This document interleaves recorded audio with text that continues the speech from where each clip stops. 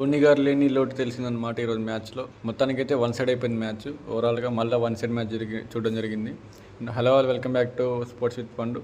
And ఇప్పుడే CSK versus RR match అయిపోయింది. ధోని లేని లోటు నాకైతే కొట్టొచ్చినట్టు కనిపించింది అనమాట. అండ్ ఇది చాలా very low score in IPL history of 2026 అనమాట. ఫస్ట్ లో score 127K and 128K chase చేయడం అనేది, తక్కువ ఓవర్స్లో కూడా కొట్టడం అనేది కూడా ఇదే మొదటిసారి అనమాట. అండ్ స్టార్ట్ చేసారు అనిపించింది. స్టార్ట్ చేసినప్పుడే ఆర్ఆర్ సైడ్ వెళ్ళిపోద్దని చెప్పి. సో సంజు శాంసన్ వికెట్ పడ్డా starting and Gaikwad wicket by Archer. అంటే బ్యాక్ టు బ్యాక్ వికెట్ పడుతూనే ఉన్నాయి. ఎక్కడ ఒక హై లేదు సిఎస్కే బ్యాటింగ్లో. అంటే బ్యాటింగ్ కొన్ని వాటికి బ్యాటింగ్ ఉంటుంది, లేకపోతే బౌలింగ్ వీక్ ఉంటుంది. కానీ సిఎస్కేకి ఎట్లా అంటే ఫుల్ టీమ్ వీక్ అన్నమాట.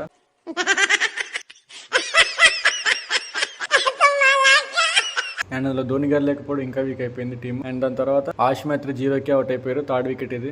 అండ్ ఫోర్త్ వికెట్కి short out.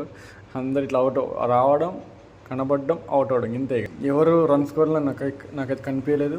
And fifth wicket అయితే సార్ రవీంద్ర జడేజా అనమాట. సర్ఫరాజ్ గారిని అవుట్ చేశారు. అండ్ ఇక్కడ సిఎస్కే వాళ్ళు అప్పటికే కొంచెం కోపడ్డారు. అంటే సార్ జడేజా వాళ్ళ సైడ్ కదా, ఫీల్ అయ్యారు. దాని తర్వాత మళ్ళీ డూబే అప్పటికే 6 కొట్టిండు first Balki.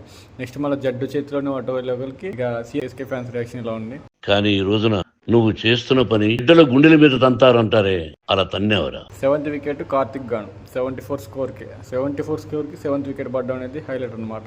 And 8th wicket గాను నూర్ అహ్మద్. మళ్ళీ బ్యాక్ టు బ్యాక్ పడుతూనే ఉన్నాయి.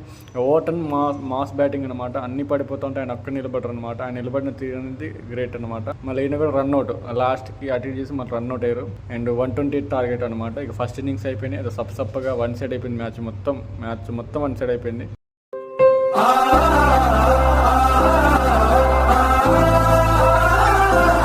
And openers Vaibhav Suryavanshi and Yashasvi Jaiswal. Second inning start అయింది RR. And catch drop of Suryavanshi, అంటే క్రిటికల్ క్యాచ్ అయ్యేది కానీ పట్టుంటే మాత్రం బాగుంది అనిపించింది. సో క్యాచ్ డ్రాప్ వల్ల నెక్స్ట్ హాఫ్ సెంచరీ కొట్టబోతుంటారు అనమాట. చూడండి,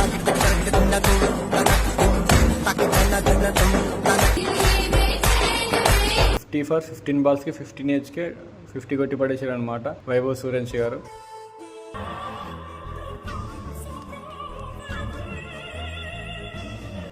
మామూలు కాదు. అండ్ హాఫ్ సెంచరీ తర్వాత ఫుల్ చాలాసేపు ఆడినాయి, వెళ్ళిపోవాలని చెప్పి ఏమంటే అవుట్ అయిపోయారు.